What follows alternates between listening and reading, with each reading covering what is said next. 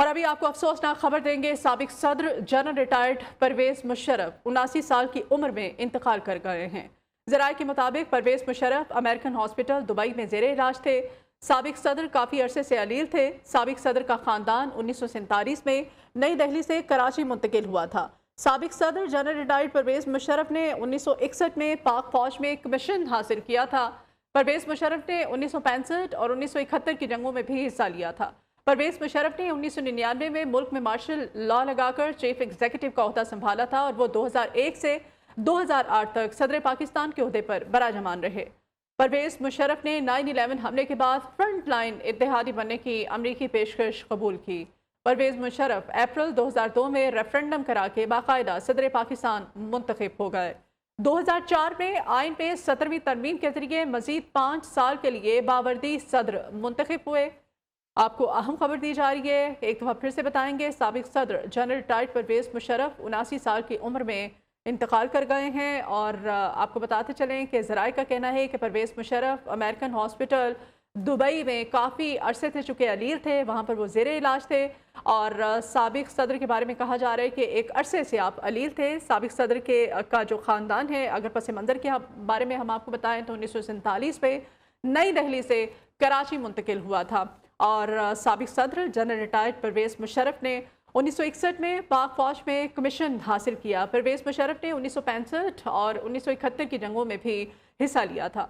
परवेज मुशर्रफ ने 1999 में मुल्क में मार्शल लॉ लगाकर चीफ एग्जीक्यूटिव का ओहदा संभाला था और फिर 2001 से 2008 तक सदर पाकिस्तान के ओहदे पर भी बराजमान रहे।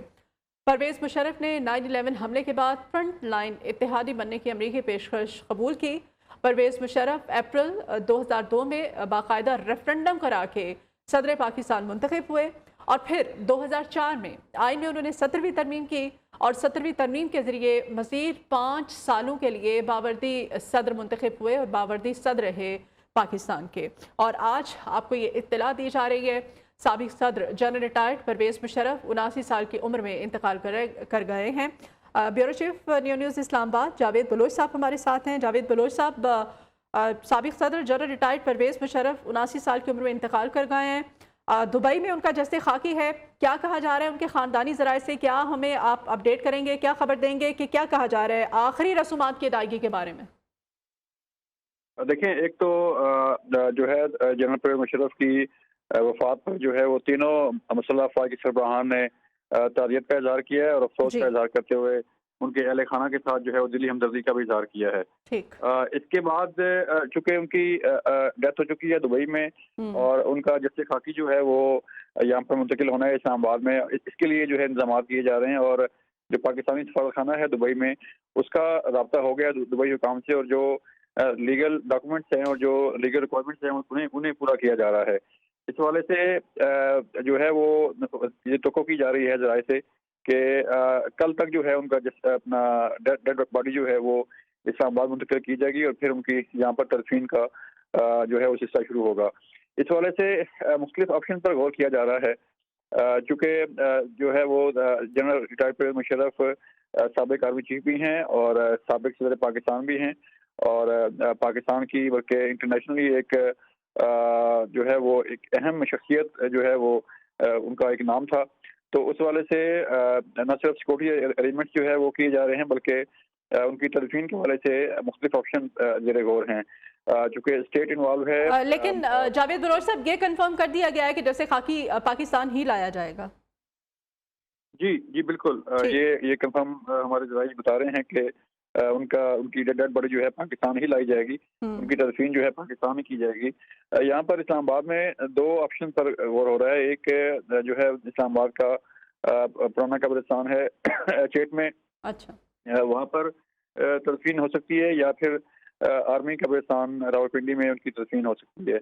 ये दो मकामात हैं जहाँ पर उनकी तदफीन के इंतजाम जो है वो किए जा सकते हैं और यहाँ पर उनकी तदफीन हो सकती है। इस वाले से उनकी जो ठीक है जावेद बलोच साहब, मजीद भी आपसे हम अपडेट लेंगे, आप हमारे साथ रहेगा। अभी अभी हमें ज्वाइन किया है फवाद अहमद साहब ने, सीनियर एंकर पर्सन है। फवाद, बहुत शुक्रिया आपके वक्त के लिए। फवाद, अफसोसनाक खबर है, साबिक सदर general retired Parvez Musharraf Dubai में इंतकाल कर गए हैं। फवाद, क्या कमेंट करेंगे आप? देखें जी, नबी पाक सल्लल्लाहु अलैहि वसल्लम की एक हदीस के मुताबिक इसका मफहूम कुछ ये है कि گزر جائے، جو شخص دنیا سے چل رہا ہے، اس کے اعمال کا حساب اللہ تعالیٰ خود لیتا ہے. لہٰذا انسانوں کو پھر یہ اپنی پہنچ کر کے اس کے اعمال کا حساب لے. لیکن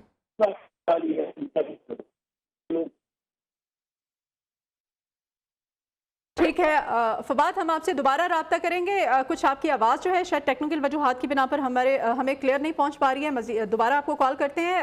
ہمارے ساتھ جاوید بلوچ صاحب ہیں. جاوید بلوچ صاحب، آپ تدفین کے بارے میں ہمیں اپڈیٹ کر رہے تھے کہ 2 قبرستان ہیں، کیا کہیں گے اس بارے میں؟ بالکل، یہاں پر میں آپ کو اپنے جو ناظرین ہیں انہیں ان کے معلومات کے لیے یہ بتا رہا ہوں کہ یہاں اسلام آباد میں 2 قبرستان ہیں. ایک تو H8 قبرستان ہے جہاں پر ان کی تدفین ہو سکتی ہے، اور دوسرا جو ہے وہ آرمی قبرستان راولپنڈی ہے جہاں پر ان کی تدفین کا جو ہے وہ سلسلہ کیا جا سکتا ہے. اس والے سے چونکہ پاک فوج کے وہ سردار رہے اور پاک فوج بھی انوالو ہے اور اسٹیٹ صدر پاکستان بھی رہے، اور اس لیے حکومت پاکستان وزارت دفاع بھی اس میں انوالو ہے، وزارت خارجہ اس میں انوالو ہے. تو ایک مشترکہ جو ہے وہ گورنمنٹ آف پاکستان کا ایک لائحہ عمل ہوگا، ایک پلان ہوگا جس کے تحت انہیں یہاں پاکستان لایا جائے گا اور پاکستان لا کر ان کی تدفین جو ہے وہ کی جائے گی. ٹھیک ہے جاوید بلوچ صاحب، پورے فوجی اعزاز کے ساتھ ان کی تدفین کی جائے گی، اس بارے میں بھی ہمیں اپڈیٹ کیجیے گا. ظاہری بات ہے چونکہ وہ سابق آرمی چیف ہیں اور صدر پاکستان ہیں، تو فوجی اعزاز کے ساتھ ہی ان کی تدفین ہوگی. ٹھیک ہے، فواد صاحب نے ہمیں جوائن کیا ہے. جاوید بلوچ صاحب، ان کو بھی شامل گفتگو کر لیتے ہیں. جی فواد صاحب. جی، میں پہلے بھی عرض یہ کر رہا تھا کہ نبی مہربان صلی اللہ علیہ وسلم کچھ طریقے سے ہے کہ جو شخص اس دنیا سے چلا جائے اللہ تعالیٰ اس کو دیتا ہے انسان کے پھر اختیار سے سب معاملات باہر نکل جاتے ہیں کہ کسی اس کے عمل کا یا اس کے حوالے سے کوئی ایسے معاملات یا ایسی بات کرے انسان کی صورت میں آئے یا اس کے کسی عمل کا کوئی نتیجہ یا مکافات عمل کا معاملہ ہو، کیونکہ جو انسان چلا گیا اس کا اللہ تعالیٰ نے ہی حساب کرنا ہے. لیکن قسمتی یہ ہے کہ ہم یہاں سوشل میڈیا پہ غیر متوازن جملے، غیر متوازن اور غیر اخلاقی قسم کے جو ہے وہ کمنٹس بھی دیکھ رہے ہیں کہ جہاں پر بہت سے ایسے معاملات کے لوگوں کو ٹھیک ہے کہ تکلیف پہنچی ہوگی، ان کے طرز حکمرانی سے تکلیف پہنچی ہوگی، بہت سے ان کے فین بھی نظر آتے ہیں، بہت سے لوگ ان کے بہت سارے معاملات کو ملک کو چلانے کے حوالے سے لے کے لوکل گورنمنٹ کے نظام کو ملک کے اندر جو ہے وہ نچلی سطح تک منتقل کرنے تک ان تمام چیزوں کے حوالے سے ستائش کا معاملہ بھی ہے.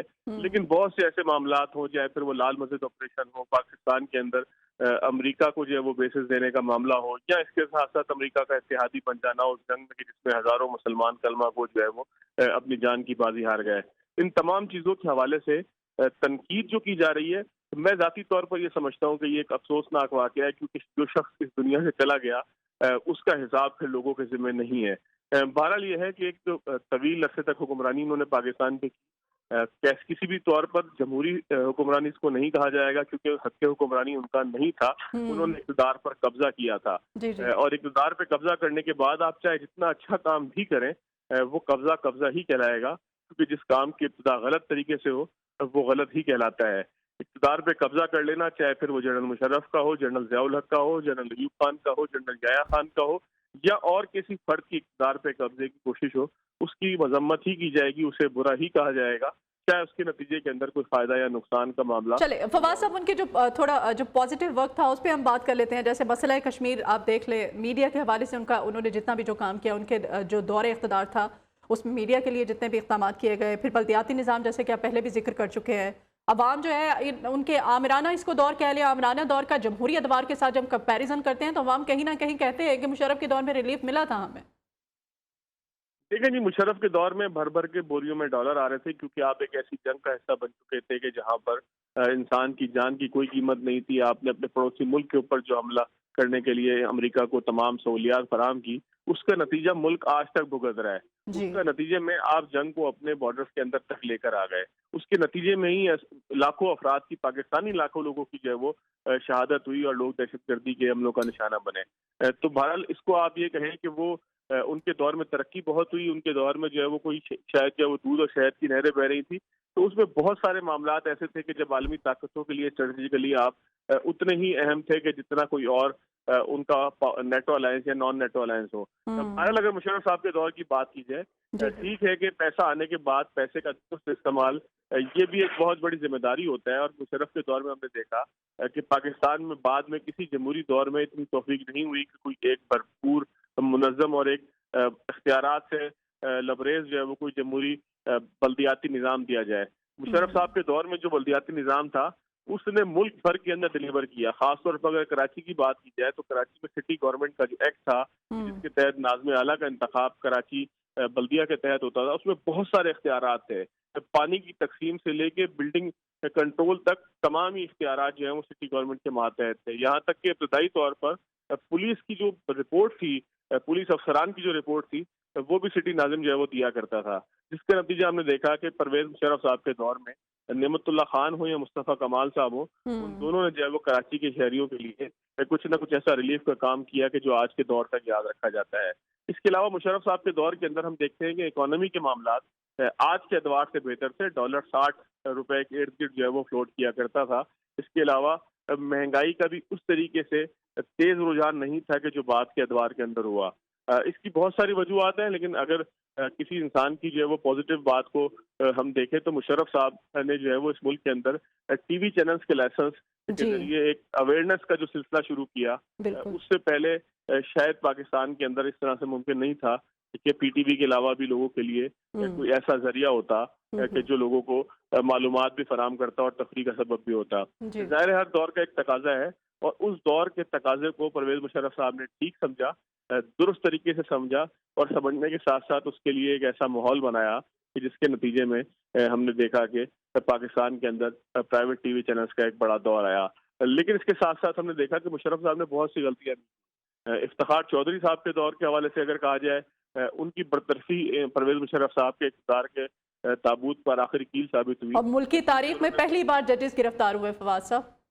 जी, मुल्क की तारीख में पहली बार जजेस गिरफ्तार हुए। इसके अलावा एक पूरी मुतवाजी अदलिया जो है वो मुल्क के अंदर वजूद में आई। आइन को मुअत्तल किया गया, मुल्क में इमरजेंसी का निखास किया गया, हजारों सैकड़ों गिरफ्तारियां हुई। इसके अलावा और बहुत से काम हुए, और यही वो गलतियां होती हैं कि जो किसी आमिर के इक़्तिदार के इख्तिताम का सबब बनती हैं, क्योंकि इक़्तिदार के दौरान आमिर का राब्ता आवाम से उस तरीके से नहीं होता, उसके साथ अवामी मामलात उस तरीके से नहीं होते कि जो उसको समझा सकें कि आवाम इस वक्त क्या चाहते हैं। अगर आप देखेंगे तो मुशर्रफ साहब ने भी अपने दौर में एक इलेक्शन करवाए।